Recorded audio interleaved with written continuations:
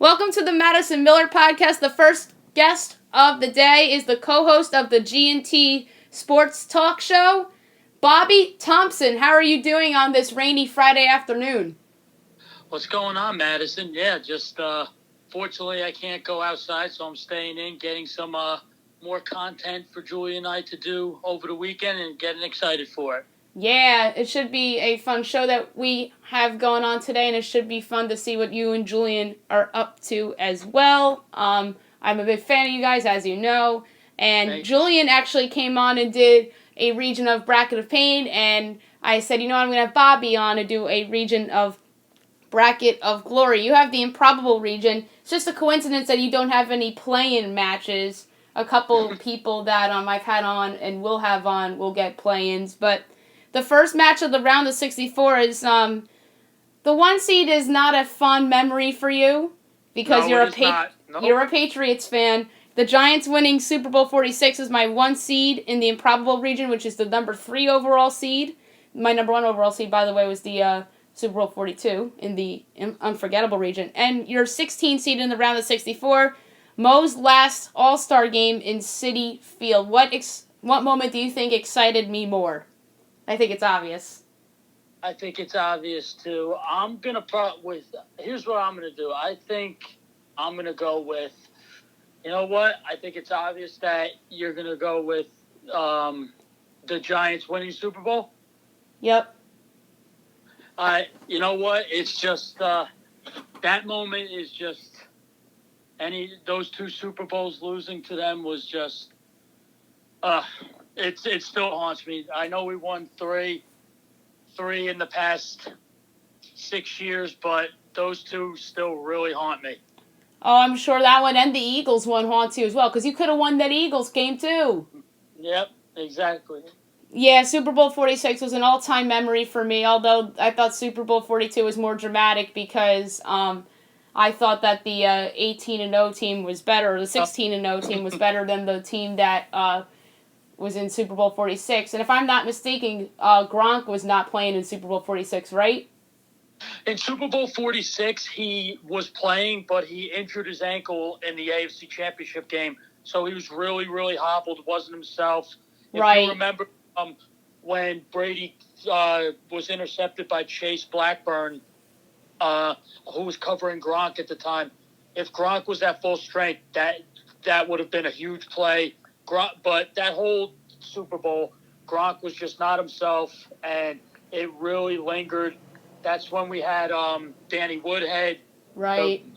How could we forget about Wes Welker dropping that pass? If he catches it, the game's over. Still haunts me to this day. I'm sure. But you know what? Here's what I'm going to say. You know what? I'm a realist. I say this all the time.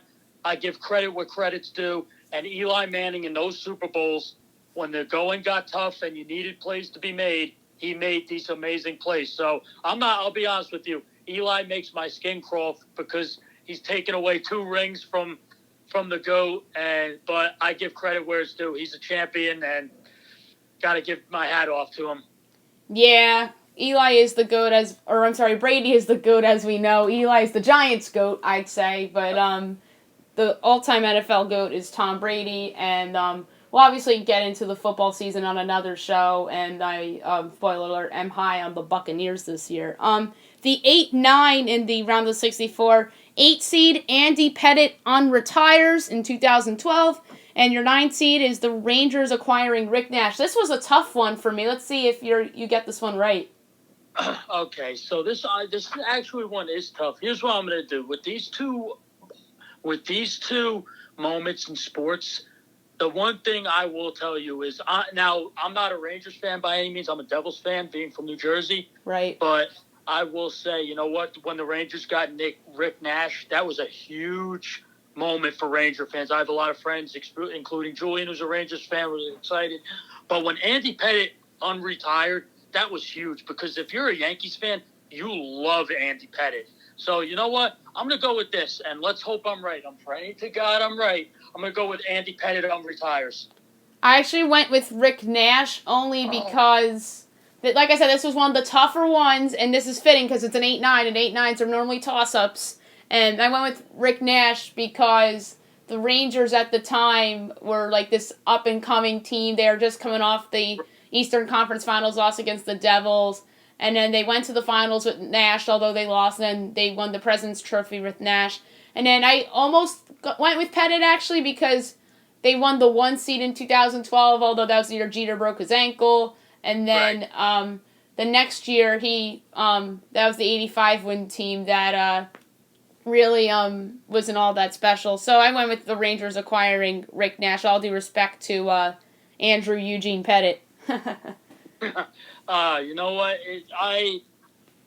You know what? With Rick Nash coming to the Rangers, it was huge. With me, I'll be honest, I'm not big on hockey, but when playoff hockey comes, I think there's nothing like it. So when Rick Nash came, and you're right, they were up and coming, that was a huge moment because for a while, once he came, Rick Nash, one of the best hockey players in hockey, comes to the Rangers. It was huge. I remember when it happened for weeks, that's all anybody could talk about. Yeah, that was a big deal. And want to know something crazy? That trade happened the same day as the Yankees acquiring Ichiro Suzuki. And every year on the Michael K. Show, that's mentioned when they talk about On This Day in New York Sports, and the Michael K. Show does that. They talk about that all the time, how Rick Nash was acquired on the same day the Yankees acquired Ichiro Suzuki. What a day for New York, huh? Yeah, and the other reason why I remember that is because it comes up on my Facebook memories every year. It's like, oh, Rangers get Rick Nash, yay! And then, welcome to the Yankees, Ichiro Suzuki, every year on Facebook memories. I forget, July something, but it'll come up within the next couple weeks, and I'll certainly screenshot it and send it to you and Julian, because it is somewhat memorable. That was a memorable day for me. Yeah, so your 5-12. This was a toss-up 5-12 here. 5 seeds Linsanity. We all know what happened in Linsanity. Jeremy Lin goes hot for a couple weeks. He goes nuts and plays well. It's a game winner against the Raptors in the process. Beats Kobe and the Lakers. 12 seed Daniel Jones' NFL debut, leading the Giants to a comfort-behind win in Tampa Bay. Okay, so with this one, I will say this: Linsanity back in 2012 when this happened. You want to talk about how crazy that was? Literally everybody was talking about Linsanity. I heard Linsanity for months.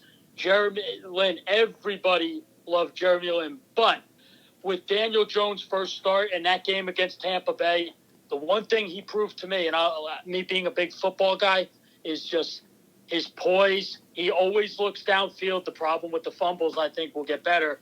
But he really played exceptionally well. So for you, you know what? You went with the Giants winning the Super Bowl. I'm going to stick with the Giants with this one. Daniel Jones' first game. You are correct. I did go with Daniel Jones over Linsanity because of how that comeback played out. And then the Lin thing was a couple weeks, but it kind of died down. But Daniel Jones, that was just so exciting. I remember I was at a bar, and the whole place was going nuts. And Daniel Jones did that without Saquon Barkley, which made it even more impressive in my opinion. And then when Matt Gay missed that field goal, the place went nuts. And it's weird because I think I called that missed field goal. I think I kind of thought in my bones that Matt Gay was going to miss it because he missed an extra point earlier in that game. And I think he missed another field goal in that game as well. So I'm thinking, I think he's going to miss it. I think he's going to miss it. And he missed it. And I was so excited. And I remember Twitter just going absolutely bonkers when that field goal was missed. And the Giants wound up winning that game. So, yes, I advanced the 12 over the 5 as well. The 4-13, 4 seed Yankees signed CC Sabathia versus the 13 seed Knicks 13-game win streak in 2013 to nearly close out the 54-win season. Okay, so personally, I'll tell you this. For me, when the Yankees signed CC Sabathia, I'll never forget it. I was a sophomore in high school. Julian and I went to the same high school, and I'm never going to forget it. I woke up that morning, and 5 of my friends texted me the exact same thing, and I still remember this, is CC is a Yankee. And literally, the best news I wake up, because at the time in 2008 when the Yankees were really bad, they missed the playoffs. they get the best pitcher on the market. And it's funny, they got the best pitcher on the market then, and this year we did it too. Yep. So that was a huge moment. The Knicks' 13-game win streak in 2013, that was huge. I'll tell you this, Julian is a huge Knicks fan, so at the time when this was going on, this was during when LeBron and Wade and Bosh were in Miami. I remember this during the playoffs because we always did a playoff bracket. And at one point I said the Knicks winning the championship, which I was wrong about. But I'm going to go with, for this one, you know what? I'm going to go with the Yanks sign CC. You are correct. I picked the Yankees signing CC because that helped them obviously win the 2009 championship. He was the ace of the staff for 4 years. And in 2013 was the year that he kind of was deteriorating and entering a different phase of his career. But he was the rock-solid ace of the Yankees for 4 years, helping win in 2009, the ALCS MVP in 2009. I remember I was in 7th grade when they signed CC, and I just remember being at my friend's house, and my friend's father was very, very excited about it as well, and I just remember it was a big deal. So I'm going to advance Yankees signing CC Sabathia as well. The 6-11, your 6th seed is the 2012 Eastern Conference Semifinals, Game 5. Brad Richards ties the game. Mark Stahl wins it in overtime against the Capitals as the Rangers went up 3-2 in the second round in 2012. And in 2015, Brian McCann walk-off homer against the Rays on the eve of the 4th of July. Do you remember that game, by the way? Yeah, I do. Extra inning game? When we signed Brian, I'm a huge Brian McCann guy, and once we got him, I was really excited. And I told all my friends are Yankee fans, I'm like, all right, this was a huge signing because once we lost Posada, we needed that a catcher. And in my opinion, I think Brian McCann at the time, one of the best catchers in baseball. So that was huge. I loved him. I'm going to tell you what, for this one, these two, this one's actually, pretty tough, but I'm going to stick with the Yankees trend. I'm going to go with Brian McCann walk-off home run. No, I went with the 60 because it was a playoff game. I was going to try to be unconventional and go with that, but you know what? That is a huge playoff game. Can't believe I didn't get that. Wow. Yeah, it's all right. But yeah, I probably should have made the McCann walk-off a 10 seed, or maybe I should have put it against a weaker 6, because I loved that moment too. My mom and I were texting. She was downstairs, I was upstairs because the rest of my house was asleep, and McCann's up, and she texts me, "Come on, McCann," and then he hits the home run, and then we were losing our minds. I ran downstairs, and we were jumping in the living room, and well, everybody was sleeping, so it's a fun memory with my mother and I with that home run with Brian McCann. So that's part of the reason why I actually put that in the bracket. There's a bunch of walk-offs that missed the cut for the 16 or for the 64-68, and I had to include that Brian McCann walk-off. And then that Game 5, I remember I was like freaking out when Richards tied it, and then when Stahl won it, I was like, yeah! And I was so nervous because they're down 2-1 against the Capitals, and the Capitals were about to go up 3-2 back to DC, and the Capitals at the time were like a 7 seed. We were the 1 seed, and it was, like I said, it was a closer 6-11, but I had to go with that playoff game for sure. The 3-14, I think this is a no-brainer. The 3 seeds, the 2009 ALDS Game 2. A-Rod ties it. Tex walks it off against the Twins. And in 14 seed, Knicks sign Amari Stoudemire. Oh, definitely. I know I'm right when I picked this one. I'll say this real quick. When the Knicks signed Amari at the time, one of the best players in basketball coming from the Phoenix Suns, you saw what he could do with the Knicks. I feel like, in my opinion, personally, his career with the Knicks was very hot and cold, in my opinion. But I'm going to tell you what, 2009 was literally, I was so glued into that season because everything they did in free agency. I'm going to say this. I've always been a big A-Rod guy, even through the steroid situation. So when that season was just a really big year, ALDS game where he ties it, Tex wins it with Twins, that's definitely a win. Huge win. I also advanced the 3 seed, obviously. And then with A-Rod, I always loved A-Rod. I was mad at him for the PEDs, and then I forgave him because he's A-Rod, and I always liked him as a player. And then I was really happy that he contributed to that 2015 team, which we talked about a little earlier with Brian McCann. And he silenced some doubters, and I just remember going to a lot of games that season in that 2015 year, and I think I seen like at least 3 or 4 A-Rod homers in person. He got his 3,000th hit that year, and then Teixeira, obviously one of my favorite Yankees over the last decade as well. Me too. I've always been a big Teixeira guy, and then I obviously had to pick that moment because that was a huge win, and the Twins were on the verge of tying up that series, and then A-Rod and Teixeira were very clutch. And then with Amari, I thought he was a good Nick. I always liked him, and I've always felt attached to him because that was the marquee free agent signing they had after losing out on LeBron, Wade, and Bosh. And even Joe Johnson. Joe Johnson was considered a marquee free agent at the time, too. And we got Amari, and I was very happy. And I always liked Amari, too. I thought he was underrated, quite frankly. And then he was just overshadowed because they got Melo and then Chandler. So, yeah, I thought Amari was underrated, but I obviously have to advance the A-Rod Teixeira homers. The 7-10, Corey Webster picking off Brett Favre in the 2007 NFC Championship game against the Packers in Lambeau Field. And your 10th seed, Luis Castillo, drops the ball, and the Yankees walk it off against the Mets on a Friday night at the stadium. Well, it's funny you bring that one up, and looking at this, I was waiting for you to bring this up because the Luis Castillo dropping the ball, I was at that game. Wow, lucky. I was there. I was literally right in right field, the third row from the third row back, and literally I tell everybody this when they ask me, it was one of the greatest games I've ever been to in my life. I've never seen a walk-off win. I've seen a walk-off win now in 2018 when Andujar against the Indians had a walk-off hit. But Luis Castillo's drop ball, I will tell you this. Everybody who asks me, I tell them, he misplayed it from the moment A-Rod swung. Once he swung and it was popped up, and it was really high too. So Castillo literally misplayed it. What he did was he overran it at first and then came back and closed it was one of the craziest games. I almost jumped on the field. That was crazy.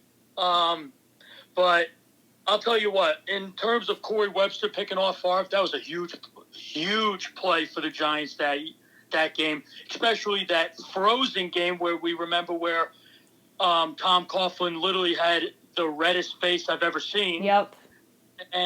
But you know what? I'm going to go with this. You know what? Because the way it seems, I'm going to go with you. You're going to go with Corey Webster picking off Favre because it helped send you guys to the Super Bowl. Yep, that's exactly why I went with Corey Webster. And it's funny because Twitter actually picked the drop the ball. When I did the voting on Twitter, they picked the drop the ball. And I think Twitter also went with the 5-12 upset. And I think they went with Andy Pettitte coming out of retirement, too, which surprised me a little bit as well. So, yeah, Twitter went with the 10 seed. I took the 7 seed because it was a play that set up the game-winning field goal for the Giants to go to the Super Bowl to play the Patriots. And then the last but not least in the round of 64, were you going to say something? No, yeah, I was agreeing with you. That's it. Okay, yeah. So the 2 seed is the 2015 Eastern Conference semifinal, Game 7, Derek Stepan overtime winner against the Capitals. And by the way, I was at that game. And what? Yep, I was at that game. And then number 15 seed, Mariano Rivera's last game in the Bronx. And also, I was at that game too. So a battle of 2 games that I was at. Oh my God. You were at Mo's last game? Mo's last game in the Bronx. I was at that game.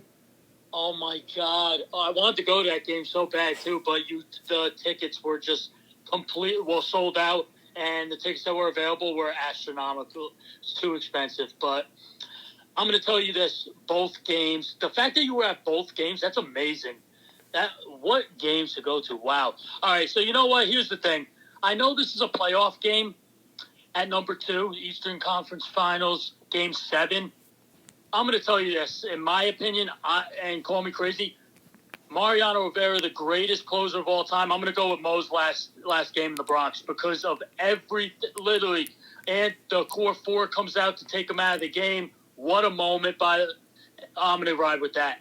I took the Game 7 only because it was a Game 7 do or die game. I was there. I mean, I was at Mo's last game too. I should have had Mo's last game as a higher number. I should have had that as a 13 seed. I should have switched that with maybe the 14 seed Knicks signed Amari. I should have maybe replaced the Knicks winning streak with that. But yeah, Mo's last game. It's funny, Twitter actually advanced Mo's last game as well. And Mo's last game, if I'm not mistaken, made the Sweet 16 in Twitter.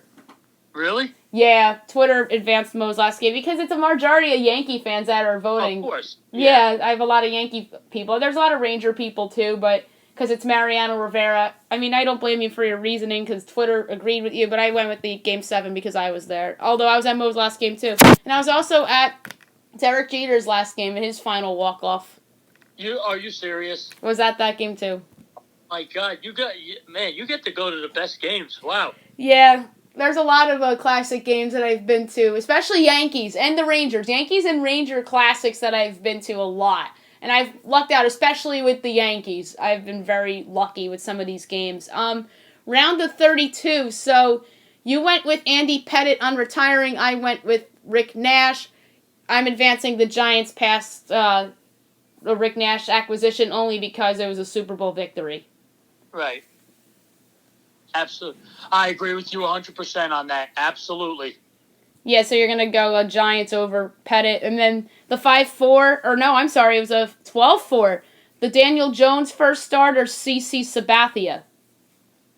Oh, if it were up to oh, God, that one is, you know what? I'm going to go with Daniel Jones first start. I took CC. You took CC? Yeah, because he helped us win the World Series, so right. There was a little loyalty there. I love CC, and I love Daniel Jones too. Right. Oh. I love Daniel Jones too. Yeah, and in the loyalty towards CC, I advanced CC. The 6-3. For you it's 11-3. You advanced the 11. McCann's walk off for the Twins game with A-Rod and Tex. I think I know where you're going here.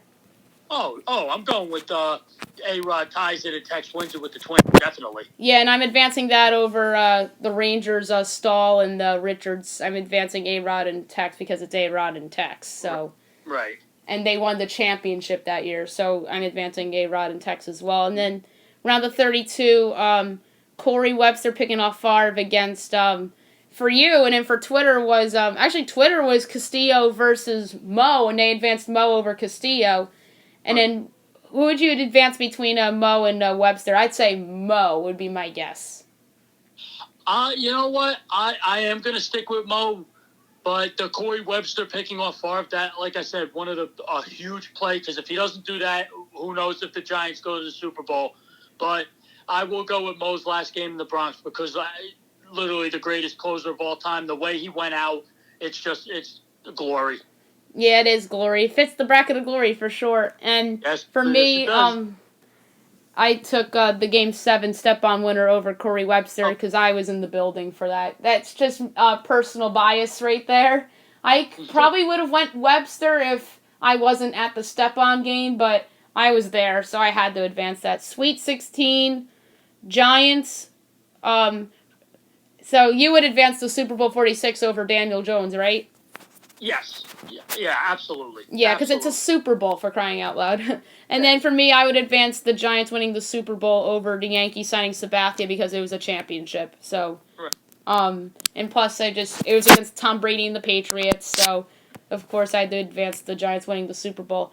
And then for you, it would be Mo's last game against A-Rod and Tex for the Sweet 16. That's a good one because it's obviously Mo and it's A-Rod and Tex. You know what? With this one, I'm going to go with A-Rod ties it with this one, and this is really tough for me, but I'm going to go with it because it was a huge playoff game for us. Yeah, and then for my Sweet 16, it would be A-Rod Tex against Stepan. I would advance Stepan because I was there. It's just the bias of me being there, and then I obviously advanced the Giants winning Super Bowl 46 into the Final Four because it was a Super Bowl championship, even though I was there for Stepan's goal, but the Rangers did not win the Stanley Cup that year. They lost in the next round against Tampa. So obviously, Giants winning Super Bowl 46 has to go in the Final Four. Your Elite Eight prediction was Giants winning Super Bowl 46 against A-Rod and Tex. And who do you think I would advance? Oh wait, I gave it away. Or who would have you thought who would have you thought? I would go A-Rod ties it with Tex and Twins. Oh wow, you would advance that. All right. But yeah, the Giants winning Super Bowl 46 made the Twitter Final Four. That was the Twitter winner. So Twitter agreed with me on the winner of the Improbable region. So that was fun. So let's do a quick little rapid fire thing. I did hint about a football question, and let's get right to it. Do you think the season will start on time? Yes, I do. I think it's going to be. You know what? The NFL, with the coronavirus, the NFL is literally showing that they're not going to do what baseball did and hold up. They don't want to lose any. The NFL refuses to lose any money and wants to give the fans what they want. They want games, so yes, they'll start on time. I agree with you, and I think that the fans, it'll come down to the teams and the governors of each state that the teams play, and I think it's going to come down to that. And then I think in the beginning of the year, it will be like half capacity or maybe 40% capacity, and then they're going to have to screen every person. And if you have 100.4 or higher, then you can't go in. That's what I think they should do, and that's what I think they will do. Yeah, I agree 100%, especially because I'm actually moving to Florida in 2 weeks. So the governor of Florida is definitely, if you've heard, he is not backing down on anything, so he'll definitely allow the season to start. Absolutely. Yeah, DeSantis is somebody that I could totally see allowing fans in the stands, and even for the Rays as well in baseball. Yep. I think they'll let Marlins and Rays with fans, and I think he'll do the same with the Dolphins, the Jaguars, and the Bucks. Absolutely. I agree 100% too. But and it's funny, real quick, I'll say it, is when it comes to the Rays and the Marlins, their fans have been social distancing for years, so it's nothing different. You're right. That is so funny. That's a good one. You're right. Their fans have been socially distancing for years. The same could be said about the Athletics too. Exactly. Yeah. So I wouldn't be dumbfounded if the governor of California, Gavin Newsom, allowed fans in the stands for baseball in California, but limited capacity. And I think the A's are a good example of that. More football. Cam Newton signs with your favorite team, the New England Patriots. Do you think he will start? I do. Absolutely. He's going to start. We signed him to that deal. He's got something to prove. I was starting to get on the Jarrett Stidham hype train, even though it was really tough to see Tom Brady go. It still haunts me to this day how he left. But getting Cam Newton has definitely been awesome. Literally, I've said it for months. It just made too much sense. He evolves our offense. He will start week 1, and I think that you're going to see now that he's healthy, you're going to see Cam Newton motivated. You're going to see him play the best he's ever played, and I'm just really excited to get going because I know he will make us a lot better. Yes, I absolutely agree. I was not a Stidham fan. When they signed Cam Newton, I'm like, oh boy, then the AFC just got a whole lot better. That's what my initial reaction was. And with the expanded playoffs, the Patriots, I think, have a better chance to get in than they don't. I'm higher on the Bills than most because I like the acquisition of Stephon Diggs. And too many people are comparing Josh Allen to Mitch Trubisky. I think that's another story for another day. But yeah, that's going to be a fun AFC East battle between the Bills and the Patriots for a second straight season. So did you see the comment by Adrian Wojnarowski that got him in a little bit of trouble? It was with the email where he used he said F-bomb. Something, right? I believe like something nasty. I just saw that. I just got an alert about that before, saying he apologized for it. Yeah.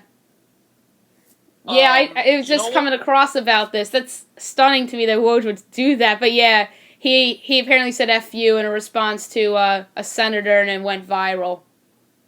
Yeah, I'm surprised Woj would do that too, because I didn't. You know what though? Nothing surprises me anymore nowadays with literally everything going on in the world now. So, you know what? I still love him. He's great at what he does, being a great insider for the NBA. So, he made a mistake. You know what? It's not right what he said, but you know what? I'm not going to condemn him for that. Personally, I think what Deshaun Jackson did was worse than that. Oh, yeah, for sure. What Deshaun Jackson said was worse. But, yeah, I think that Woj knows he screwed up there, and I still love him. He's the best reporter in all sports. I think Jeff Passan, by the way, is creeping up on Woj a little bit, but that's another story for another day. I'm a big Jeff Passan fan as well. Me too. So, Yankees... We met him. You guys met Passan at the winter meetings, huh? Yep, me and Julian met Jeff Passan at the winter meetings, and Julian literally went up to him. He's like, "Hey, Jeff, what's up?" And he just looks at me and Julian. He's like, and gives us this funny grin, and he's like, "Just living the dream, man." Yeah, that sounds like a Jeff Passan comment, because I just know his personality just from SportsCenter and the Michael K. Show on Twitter and all that. So speaking of baseball, the Yankees schedule, you guys were talking about that on your show the other day. What do you make of it? I think in the beginning it's a little tough, but at the end to end it, when we end with the Marlins, I think it's very favorable for us. I think, I'll tell you what, the Yankees, in my opinion, have the best team in baseball. Not only because they added Garrett Cole, but because of the lineup, because our bullpen is literally the best in baseball. I don't think there's anybody who compares to the Yankees bullpen. And the one thing that we're hoping is that, Tanaka seems to be okay, thank God. Hopefully we could get DJ LeMahieu back from that he recovers from COVID. We just got to hope that everyone stays healthy. The one thing that really concerns me is the health of Aaron Judge and Giancarlo Stanton. So if they can stay healthy for these 60 games, I'm going to tell you this. I don't expect the Yankees to lose a lot of games this year. I agree. I couldn't agree more. Oh, I'm sorry. I'm so sorry. It's all right. But yeah, I couldn't agree more, and I really think that Garrett Cole's going to have a big chip on his shoulder. I want to have you and Julian on together maybe before the season, and we could do predictions and records and whatnot for the Yankees and just around the league. Just a heads up for you right now. Oh, we would love that, especially with me. This has been fun. I'm telling you this, Madison. I'm excited. I'm going to definitely, you know what? I want to do something for football. So definitely I want to have you on to talk some football, especially talk some Giants too. You know what's going on with them during training camp. Right. That'd be really fun. Yeah, I'm down for football as well. And before you go, promote the G&T Sports Talk show. So G&T Sports Talk now has joined forces with Grunt Talks. Julian and I have all of our content will be involved with Grunt Talks. We have a lot more content going on. Follow us on Twitter at GT Sports Talk. Follow me personally at my personal Twitter at BeatThompson81. Like I said, Madison, Julian and I are just getting started. We have so much in store for baseball coming up within 2 weeks. With football coming up, I have a lot of stuff to post with football. And Julian, with baseball, I will tell you guys this. I'm not saying this not only because he's my best friend and I work with him, but his work with the Yankees is second to none. He really puts his heart and soul into it, as I do with football. And with Grunt Talks, we're trying to evolve it. So everybody, please follow Grunt Talks on Twitter, Facebook, YouTube, Instagram, and everything. That's where you'll find us. Yeah, absolutely. I follow you guys on all the social media platforms. It was a pleasure to have you on today, and maybe in less than 2 weeks from now, I'll have you and Julian Gilardi on together talking some baseball, so that should be a good time. Absolutely. Thank you, Madison. It was a great pleasure to be on here.